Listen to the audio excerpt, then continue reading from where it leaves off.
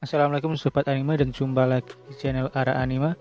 Nah, kali ini kita akan melanjutkan pembahasan seluruh alur cerita dari Sairi Gensoki. Nah, bagi kalian yang belum tahu alur ceritanya, kami sarankan tonton dahulu video yang sebelumnya. Cerita dimulai ketika Ryo sudah pergi dari wilayah Yakumo dan mengetahui kebenaran dari orang tuanya. Saat ini Ryo menuju wilayah Alman. Sebelum ke sana, Ryo mampir dulu ke hutan roh untuk melihat keadaan Latifah di sana. Ryo mampir beberapa hari di hutan roh. Di sana, Ryo disambut dengan gembira. Ia pun tinggal sementara di rumah Latifah. Setelah melepas rindu dengan Latifah dan para penduduk hutan roh, Ryo pun melanjutkan perjalanannya ke wilayah Alman.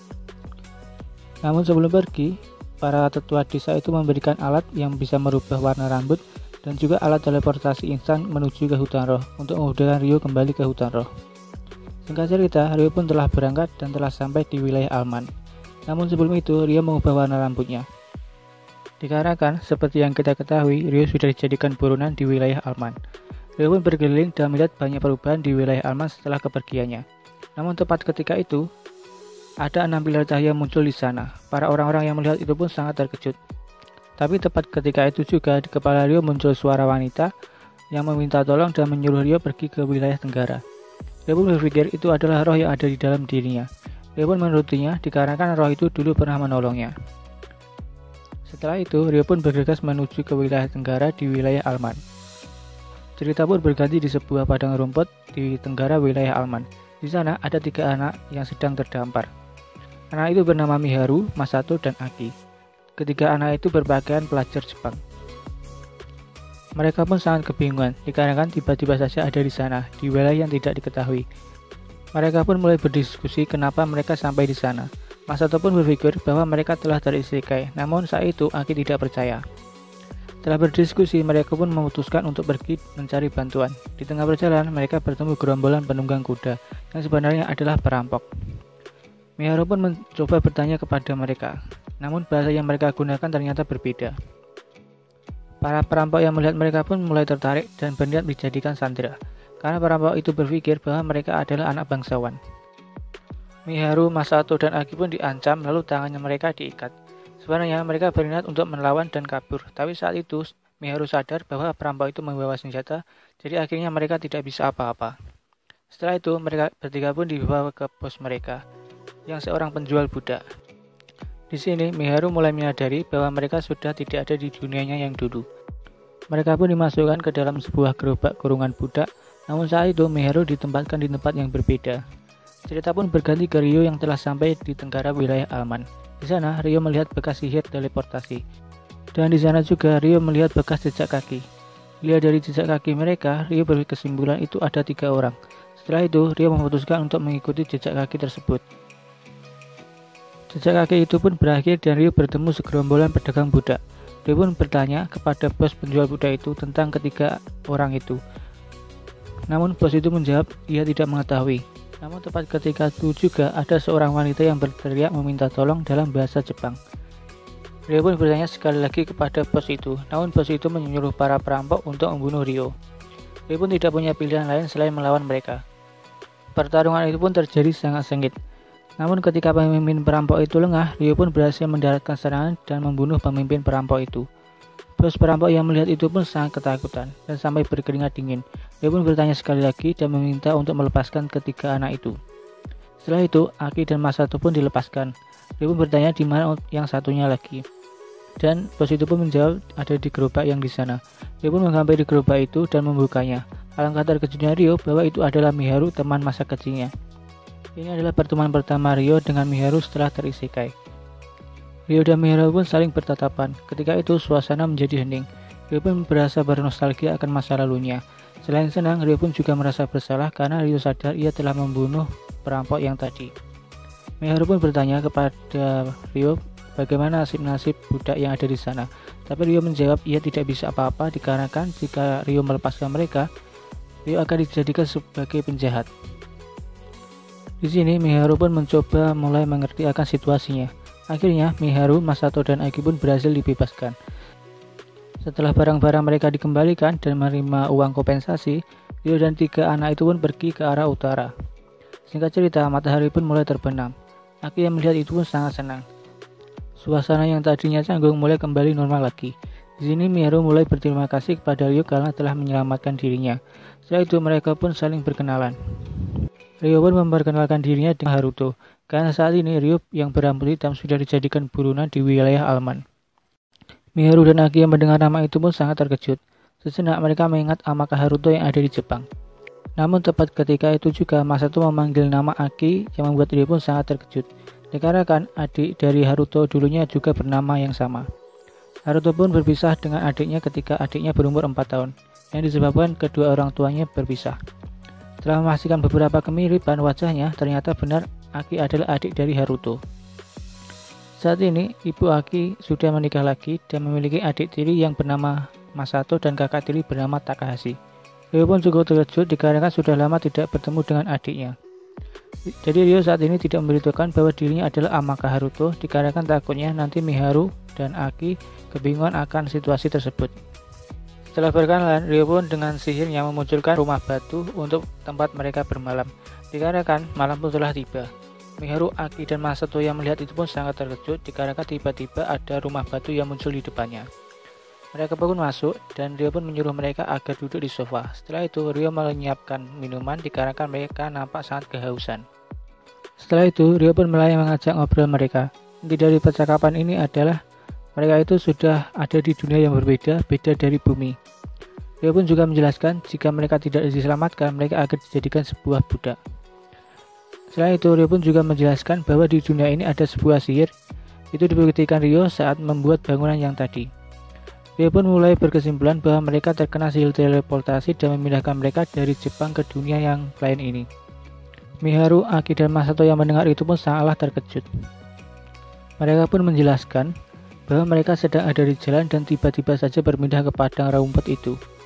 Mereka pun menambahkan ada 2 anak lagi yang bersama mereka, tapi saat di padang rumput, kedua anak itu tidak bersama mereka. Ryo pun berkesimpulan bahwa mungkin saja kedua anak itu juga berteleportasi di tempat yang lain, tapi saat ini Ryo tidak tahu tepatnya ada di mana. Saat ini Ryo pun memutuskan untuk merawat mereka bertiga. Walau awalnya mereka sedikit segan, mereka pun akhirnya mau. Ryo pun juga akan mengajari mereka tentang dunia yang baru ini, dari bahasa, sihir, dan yang lain-lainnya. Tapi dengan syarat mereka tidak boleh membocorkan bahwa mereka berasal dari Jepang, dan mereka pun setuju. Setelah pembicaraan mereka selesai, Ryo pun mulai mengajak mereka ke dapur dan kamar mandi untuk menunjukkan cara menggunakannya, dikarenakan di sana menggunakan sebuah alat-alat sihir. Setelah itu mereka pun mencari kesibukan masing-masing. Aki pun mandi, Masato pun berkeliling ruangan, dan Miharu pun masak bersama Ryo. Saat memasak, Ryo pun sedikit ngobrol dengan Miharu, dan dengan malu-malu mereka membicarakan makanan apa yang akan mereka buat.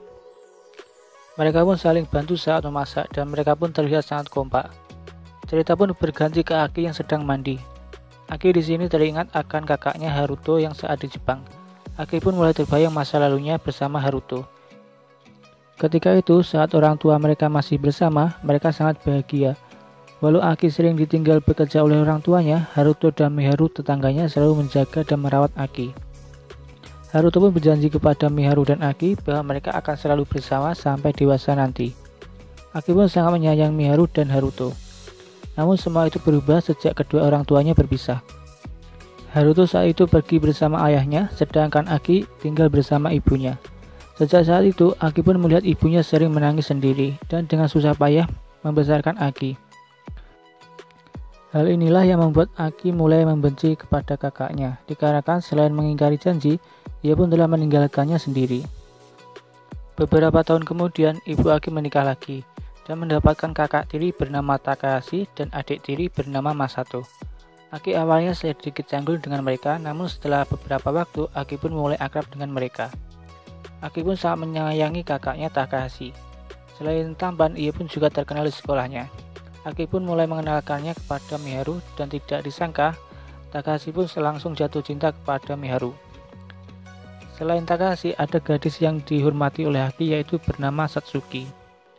Setelah merenungi masa lalunya, Aki pun bertekad untuk belajar tentang dunia yang baru ini. Singkat cerita, makan malam pun telah siap dan mereka pun makan bersama. Mereka pun sangat menikmati makanan tersebut. Setelah selesai makan, Aki dan Masato pun langsung tidur, sedangkan Miharu mandi. Sedangkan Ryo duduk santuy di sofa sambil merenungi nasibnya. Rio saat ini berpikir apakah Rio akan memberitahu identitas aslinya kepada mereka. Namun Rio berpikir itu bukanlah waktu yang tepat untuk dilakukan sekarang, karena saat ini Haruto yang ada di Jepang sudah mati. Namun saat ini Rio berpikir bahwa ia tetaplah Haruto yang memiliki ingatan masa lalunya. Rio yang sedang termenung pun dihampiri Miharu yang baru selesai mandi. Mereka pun ngobrol-ngobrol sejenak. Rio pun memuji bahwa Miharu mempunyai bau yang sangat wangi. Miharu pun dengan malu-malu mengucapkan terima kasih. Setelah itu, Miharu pun mengucapkan terima kasih kembali kepada Haruto karena telah menyelamatkannya. Rio pun bilang itu bukanlah masalah. Setelah itu, Rio pun memberikan uang berupa koin emas kepada Miharu agar digunakan untuk memberi baju dan kebutuhan lainnya, karena baju yang digunakan cuma baju sekolah. Miharu pun awalnya menolak karena mereka telah terlalu banyak merepotkan Haruto.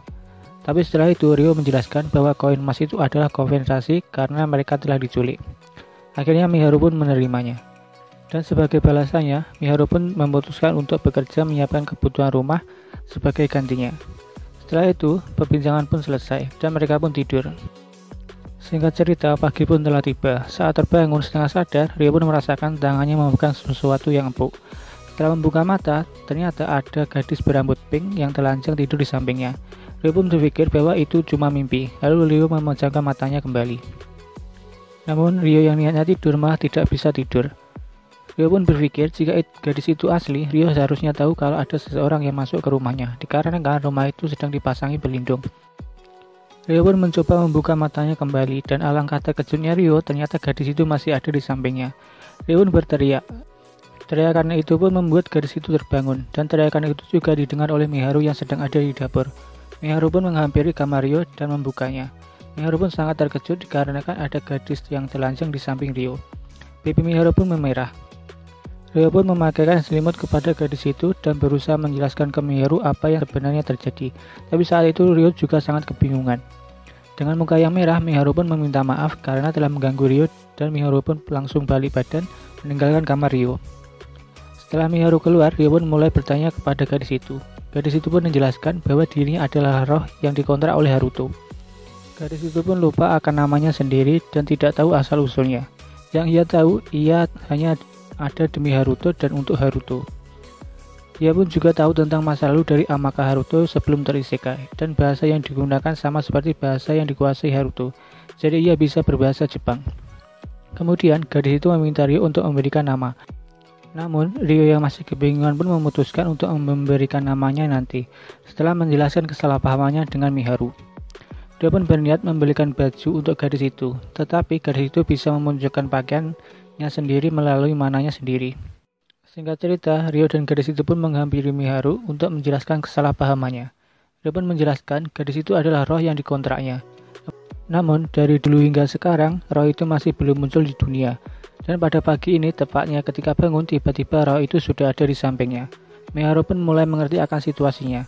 Akira dan Masato yang sudah terbangun pun juga dijelaskan tentang roh itu, dan mereka pun berkenalan. Setelah sarapan, Rio pun memutuskan untuk memberikan nama kepada roh itu, dengan nama Aisyah, yang berarti musim semi yang indah. Sebenarnya, Miharu juga memiliki artian yang sama. Rio mengambil nama itu dikarenakan Aisyah mirip seperti Miharu, bahkan jika dilihat sekilas mereka pun tampak seperti saudara. Saat itu Rio pun berencana untuk membawa mereka berempat untuk datang ke desa roh, tapi saat itu Rio membutuhkan izin dari tetua di sana. Jadi saat ini Rio pun memutuskan untuk merawat mereka sementara, sembari mereka beradaptasi dan belajar bahasa astral. Singkat cerita, setelah makan Rio pun mengajak Aisyah berlatih tanding untuk mengetahui seberapa kuat Aisyah. Pertarungan pun dimulai. Rio pun melemparkan batu ke arah Aisyah, tapi Aisyah dengan cepat menghindari dan sudah ada di depan Rio. Pertarungan mereka pun berjalan sangat sengit. Setiap serangan keduanya berhasil dihindari masing-masing. Dan sampai pertandingan pun berakhir, tidak ada yang terkena serangan, baik Rio maupun Aisyah. Ya mau gimana lagi ya, teknik yang digunakan Aisyah itu sama seperti teknik yang digunakan Rio, jadi mereka pun tampak seimbang. Tapi menurut Rio, skill Aisyah itu sedikit tumpul, mungkin dikarenakan sudah lama bertahun-tahun tertidur. Cerita pun berpindah ketika Rio mengajak belanja Aisyah dan Miharu, sedangkan Aki dan Masato disuruh Rio untuk tetap di rumah dan dilarang keluar dikarenakan takutnya nantinya terjadi sesuatu hal yang tidak diinginkan. Rio pun menunjukkan teknik terbangnya. Hal ini membuat Miharu, Aki, dan Masato sangatlah terkagum-kagum. Rio ingin menggunakan teknik terbangnya agar ia cepat sampai di wilayah Alman untuk berbelanja. Aisyah pun juga bisa terbang dikarenakan semua teknik yang dikuasai Rio bisa dikuasai Aisyah. Ketika mau berangkat, Rio pun menawarkan diri untuk menggendong Miharu. Ya sebenarnya sih Rio inginnya Miharu dibawa oleh Aisyah. Berhubung Aisyah sudah pergi duluan, terpaksa Rio harus membawa Miharu. Miharu pun dengan malu-malu mau digendong oleh Rio menuju wilayah Alman. Dan akhirnya mereka bertiga pun berangkat. Singkat cerita, Rio dan lainnya pun telah sampai di wilayah Alman untuk berbelanja. Rio pun memakaikan kalung sihir ke Miharu agar warna rambutnya berubah. Dikarenakan seperti yang kita tahu, rambut yang berwarna hitam itu cukup mencolok. Di sana, Rio dan Miharu, Aisyah pun berbelanja pakaian sehari-hari. Sembari menunggu Aisyah dan Miharu berbelanja, Rio pun berjalan-jalan dan mengumpulkan informasi terbaru. Rio pun mendapatkan informasi bahwa kemunculan 6 pilar cahaya itu adalah tanda kemunculan dari pahlawan baru. Setelah berbelanja kebutuhan mereka berlima, mereka pun kembali ke rumah batu. Sampainya di rumah, Rio pun menceritakan informasi yang ia dapatkan tentang pahlawan itu, yang kemungkinan itu adalah Takahashi dan Satsuki. Mereka berdua kemungkinan berada di wilayah ini atau di wilayah Astral, tapi Rio tidak tahu tepatnya ada di mana. Miharu, Aki, dan Masato yang mendengar itu pun cukup senang. Singkat cerita, malam pun telah tiba. Rio pun ingin tidur di kamarnya, tapi saat itu Aisyah mengikutinya. Miharu mencoba menjelaskan bahwa ketika dua lawan jenis tidur bersama itu tidak baik, tapi Aisyah yang polos tidak paham akan maksudnya. Rio pun mengusulkan agar Aisyah berubah ke wujud astralnya agar bisa di dekat Rio untuk mengisi mana. Miharu pun setuju dan Aisyah pun tidur di kamar Rio dengan wujud astralnya.